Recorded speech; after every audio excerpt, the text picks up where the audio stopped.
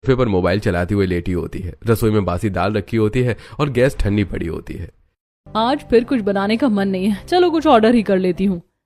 दीपाली कभी पड़ोस से सब्जी मांग कर तो कभी पुराना खाना गर्म करके वो परिवार को खिला देती है। घर और परिवार की जिम्मेदारियों से वो हमेशा बचती रहती है। बेटा थोड़ा घर पर भी ध्यान रख, हर वक्त ऐसे नहीं चलता, हमारे बाद ये घर कैसे चलेगा। मम्मी आप भी ना, सब चल रहा है, टेंशन क्यों लेती हो, आगे भी सब चलता ही जाएगा। उसका पति आयुष भी अपनी आदतों में उलझा रहता है, लेकिन दीपाली कभी उसे संभालने की कोशिश नहीं करती। उनका बच्चा बाहर खेलता रहता है और उसे घर बुलाने की भी उसे फिक्र नहीं होती। उसी समय पार्क में शिल्पा का बेटा बाकी बच्चों के साथ खेल रहा होता है। कुछ बच्चे उसे घेरकर उसका मजाक उड़ाने लगते हैं। देखो देखो, अमीर घर का बच्चा आया है, इसे खेलना भी नहीं आता। तभी नेहा ये सब देख लेती है और तुरंत वहां पहुंचती है।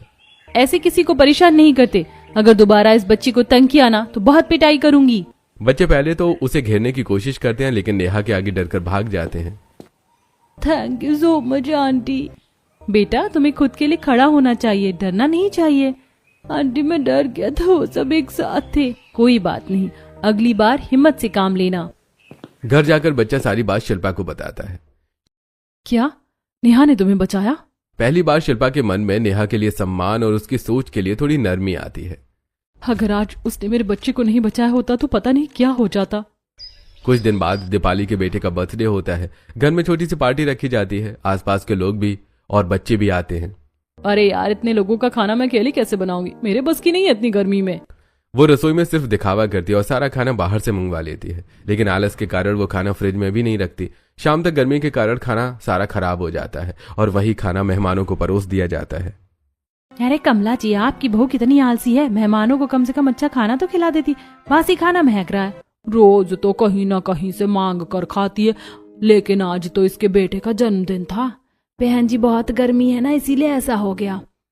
आपसे अच्छी तो नेहा है, उसके घर में फ्रिज नहीं है, फिर भी ताजा खाना बनाकर खिलाया था। बच्चे भी खाना खाकर मुंह बनाने लगते हैं। देख तेरी मम्मी ने कितना खराब खाना बनाया, ये तो बिल्कुल भी अच्छा नहीं है। रसोई संभालने की जरा भी अक्ल नहीं है, पता नहीं कैसी बहू है। दीपाली का बेटा उदास होकर एक कोने में खड़ा हो जाता है। पूरी पार्टी का माहौल खराब हो जाता है। दोपहर को तपती सड़क, धूप इतनी तेज कि जमीन से आग निकलती हुई महसूस हो रही होती है। नेहा सिर पर दुपट्टा रखकर धीरे धीरे चल रही होती है। अचानक उसका पैर एक बड़े से पत्थर से टकराता है और वो जोर से गिर जाती है। उसका पैर मुड़ जाता है, अंगूठे से खून निकलने लगता है। वो सड़क के किनारे बैठ जाती है, दर्द से करहा रही होती है। तभी शिल्पा की कार वहां से गुजरती है। अंदर एसी चल रहा होता है। शिल्पा की नजर नेहा पर पड़ती है। ये यहाँ क्या कर रही है? तभी उसे याद आता है जब नेहा ने उसके बेटे को बचाया था। शिल्पा तुरंत